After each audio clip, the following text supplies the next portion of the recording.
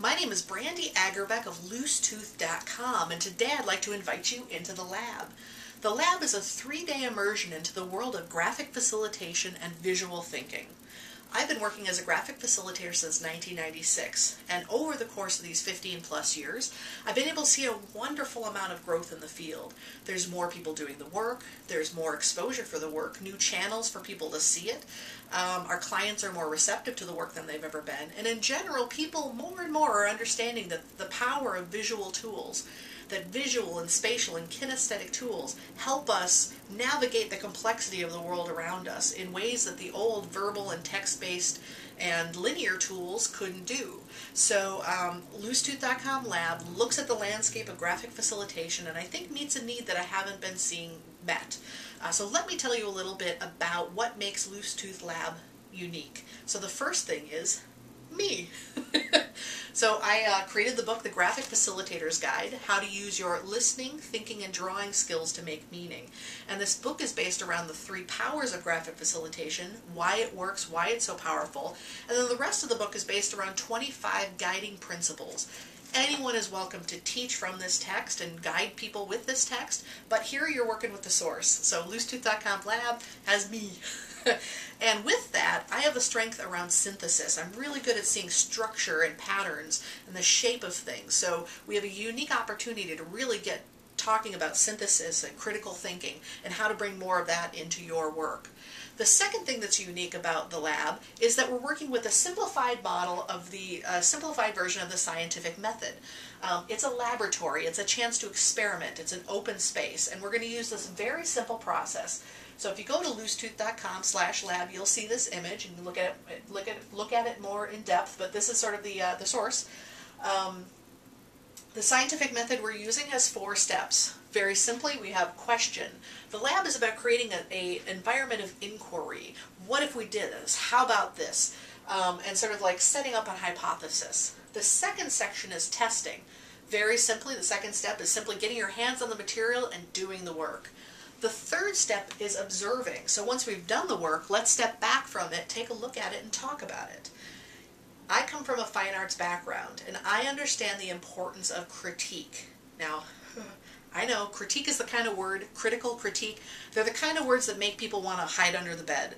But what's important, what I've learned, is that well-facilitated critique can be the fastest and most powerful way to improve your work. So really what we're doing is creating this environment of constructive critique so we all can learn what's working, what's not working, so we all can do better work. I do not want people to come into the lab and being mean or making somebody cry. I also don't want people coming into the lab and saying, we're all awesome all the time, because we're not, and because we don't learn from that. Truly, we work solo. We work in rooms with clients who love us but don't really understand what we do. We work with clients who are just so excited about the work because of the powers, because we help people feel listened to, we show a shared understanding, and we help them see and touch their work. That makes us thrilled, that makes them thrilled with what we do. That kind of praise is wonderful, but it doesn't help us grow. So a very important step of our process is this observation of talking things through and constructive criticism. The fourth step is sharing. So that's stepping back from the critique, stepping back from the observation, and synthesizing and debriefing and saying, okay, what have we learned from this? And so each person who's in the lab walks away understanding how their work has changed and how they're going to take the lab back into their work back home.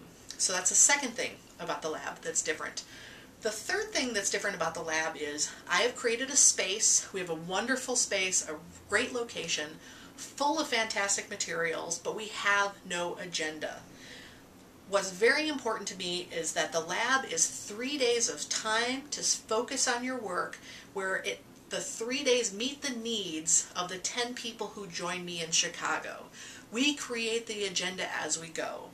If you're the type of person who likes to know exactly what's going to happen at 2 o'clock on the second day, or you really like somebody talking at the front, sort of talking to you and lecturing, you are not going to enjoy the lab. The lab is adaptive, it's emergent. I can't tell you what we're doing at 2 o'clock on the second day. It all depends on what the needs of the people are and where we take it. We may decide, hey, let's map some video and critique it. We may say, let's have a conversation about the business around graphic facilitation. Or we might decide to walk a block over to Millennium Park and take a nap in the grass. Like, it's up to us what we make of those 3 days.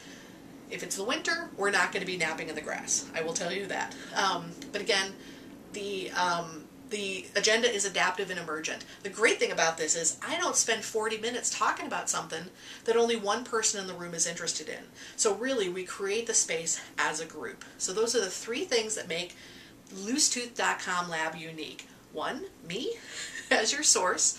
I don't do one-on-one coaching, so this small group environment is the best way for us to work together. The second thing is using this simplified scientific method where critique and observation is absolutely key, constructive critique. And third, that the agenda is adaptive and emergent so that you get what you need out of the 3 days. So that's the loosetooth.com lab. Please go to loosetooth.com/lab to find details. Now, one thing that's very important is we do work through graphic facilitation. We do graphic facilitation. You do not have to be a graphic facilitator to attend the lab. Anyone who's willing to listen to content live, these online videos or audio content that I will bring you, or our conversations, anyone who's willing to listen live and work large for 3 days is welcome to the lab. So that might mean you're a designer, a consultant, a facilitator, a teacher, a trainer, a student, a manager, just a person who loves visual tools. If you're willing to work through the lens of graphic facilitation for these 3 days, I know there is tons you will be able to learn that will help you improve your listening, thinking, and drawing skills. So anyone who wants to come join me in Chicago for 3 days, 10 of us, 11 of us, 10 of us plus me, anyone who wants to join me for loosetooth.com lab, I look forward to meeting you. Please go to loosetooth.com/lab for all those details, the next dates, and I look forward to you joining me and we experiment. So thank you so much for listening, and wherever you are, more experimentation. Yay!